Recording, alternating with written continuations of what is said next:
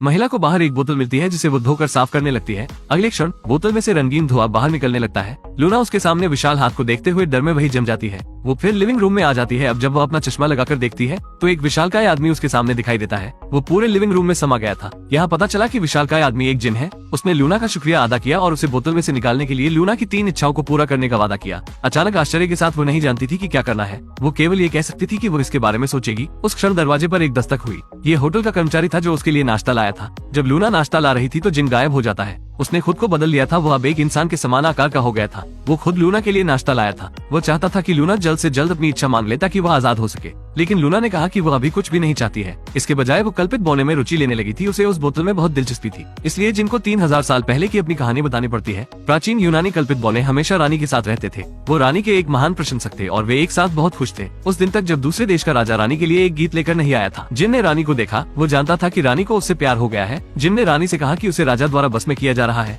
लेकिन वो राजा के प्यार में पहले ही पड़ चुकी थी, इसलिए वो उसकी बातों पर ध्यान नहीं देती है। अंत में रानी को अकेलापन अब और नहीं बर्दाश्त हो रहा था, इसलिए वो राजा से प्यार करने लगती है। जिन उसे छुपकर देखने लगता है कि क्या चल रहा है। राजा जानता था कि जिन उससे नाराज हो गया था, इसलिए उसने एक जादुई बोतल निकाली और जिन को उसमें सील कर दिया और उसे समुद्र में फेंक दिया। रानी ने उसके लिए जरा सा भी शोक जाहिर नहीं किया। राजा ने जिनको अपने रास्ते से हटा दिया था, जिनको समुद्र में 2000 से अधिक वर्षों तक सील कर दिया गया। वो अपनी बोतल में गुस्से में रोता रहता था। लेकिन एक दिन मछली पकड़ने के दौरान एक मछुआरे ने गलती से उस बोतल को निकाल लिया था, लेकिन बहुत अधिक समय बीत चुका था। मछुआरे ने इसे एक पत्थर समझकर एक तरफ फेंक दिया और फिर इसे एक दीवार के निर्माण के लिए एक ईंट के रूप में इस्तेमाल किया गया। एक दिन एक लड़की राजकुमार पर नजर रखने के लिए दीवार पर चढ़ गई और गलती से सुनहरी बोतल को नीचे गिरा दिया। जब लड़की को सुनहरी बोतल मिलती है तो वो उसे खोलने लगती है, लेकिन जब वो जिन को अचानक देखती है तो वो डर कर बेहोश हो जाती है। जब लड़की को होश आता है तो वो जिन से अपनी पहली इच्छा मांगती है कि राजकुमार उसके साथ प्यार में पड़ जाए। जल्द ही राजकुमार और लड़की एक साथ रहने लगते हैं। जिनने लड़की को उस बोतल को जमीन में छिपाने के लिए कहा। जल्द ही लड़की अपनी दूसरी इच्छा मांगने लगती है कि वो राजा के लड़के की मां बन जाए, लेकिन इसमें ज्यादा समय नहीं लगा था। जब राजकुमार सिंहासन के लिए लड़ने में विफल रहा, अंततः उसे मार दिया गया और लड़की को भी बख्शा नहीं गया।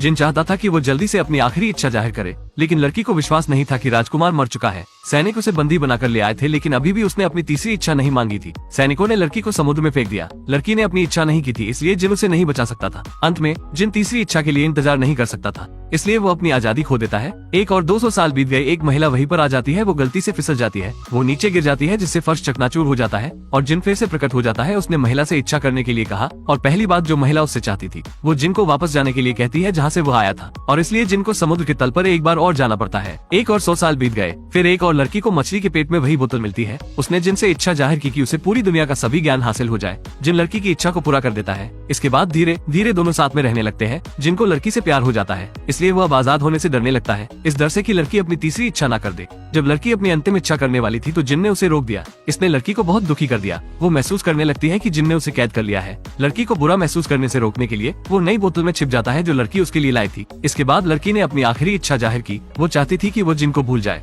अंत में लूना को वो बोतल मिल जाती है। जिन की कहानी सुनने के बाद लूना के होश उड़ जाते हैं। क्या वो भी जिन के द्वारा कैद हो गई है? जिसके बाद लूना अपनी पहली इच्छा मांगती है कि वो जिन से प्यार करने लगे। जिन ने उसकी इच्छा पूरी कर दी। दोनों पति पत्नी के रूप में एक साथ रहने लगते हैं। लूना जिन के लिए एक नई बोतल लाई थी। वो चाहती थी कि जिन यही रहे। तब से लूना काम के बाद हर दिन घर जल्दी आ जाती थी, क्योंकि अब उसके पास कोई था जो उसका घर पर इंतजार करता रहता है। वो दोनों बात करते करते नहीं थकते थे। लूना ने सोचा कि यह हमेशा ऐसा ही चलने वाला था, लेकिन वो हमेशा की तरह घर आई थी। लेकिन घर पर जिन नहीं था। उसने घर की तलाशी ली, लेकिन उसे जिन कहीं नहीं मिला। इसके बजाय उसने तहखाने में जिन को पाया। उस क्षण वो राख में ढका हुआ था। जब लूना ने उसे बुलाया तो जिन जाग गया, लेकिन जिन ने कहा था कि वो कभी भी सो नहीं सकता है। अब वो कैसे सो गया? ये पता चला कि उसके चारों ओर शोर था और मौजूद विद्युत चुंबकीय तरंगें उसे गहराई से पीड़ा दे रही थी। तब लूना ने महसूस किया कि उसने गलत इच्छा मांग ली है, इसलिए उसने अपनी दूसरी इच्छा मांगी। वो चाहती थी कि जिन वो करे जो वो अपने लिए करना चाहता है। जैसे ही लूना अपनी इच्छा मांगती है, वैसे ही जिन की बोतल टूट जाती है। लूना हंसने लगती है, क्योंकि तब जिन को वो आजादी मिली जो वो चाहता था। रात में लूना जिन की बाहों में लेट जाती है। वे दोनों अपने अंतिम अलविदा का इंतजार कर रहे थे। अगले दिन लूना तहखाने में जिन की चीजों को संग्रहित कर रही थी। उनके रिश्ते की यादें लूना अपनी नोटबुक में लिखना शुरू कर देती है। लूना घर की तरफ जाने लगती है। अचानक वह रुक जाती है। वो पीछे मुड़कर देखती है। जिन उसकी ओर आ रहा था और अंत में प्रेमी एक साथ मिल जाते हैं।